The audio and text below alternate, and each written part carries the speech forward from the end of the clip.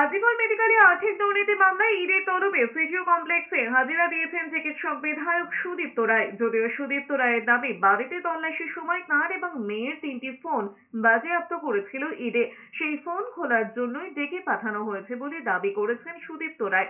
দুদিন আগে মঙ্গলবার তার সিঁথির বাড়ি ও নার্সিংহোমে তল্লাশি চালায় কেন্দ্রীয় এজেন্সি। হুগলির দাঁতপুরেও সুদীপ্ত রায়ের বাংলোতেও তল্লাশি চালায় ইডি।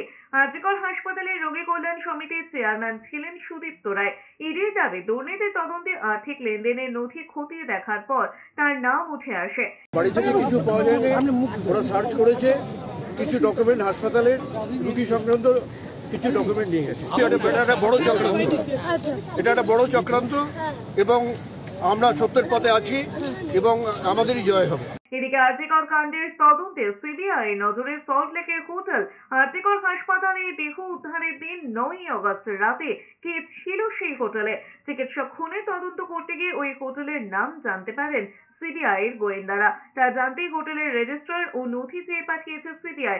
নথি নিয়ে সিজিও কমপ্লেক্সে হাজির হন হোটেলের 2 কর্মী। অ্যাপের মাধ্যমে বুকিং করা হয়েছিল হোটেলের ঘর। উল্লেখ রয়েছে সিবিআই এর নোটিশে। হোটেলে কর্মী জানিয়েছেন আশিস কুমার পান্ডে নামে এক ব্যক্তি ঘর বুক করেছিলেন। হোটেলে উনি বুকিং করে এসেছিল 9 তারিখে। ওনার গেস্টের নাম আছে আশিস কুমার পান্ডে। হ্যাঁ, একদিন ছিলেন, পরের দিন উনি চেক আউট করেছেন।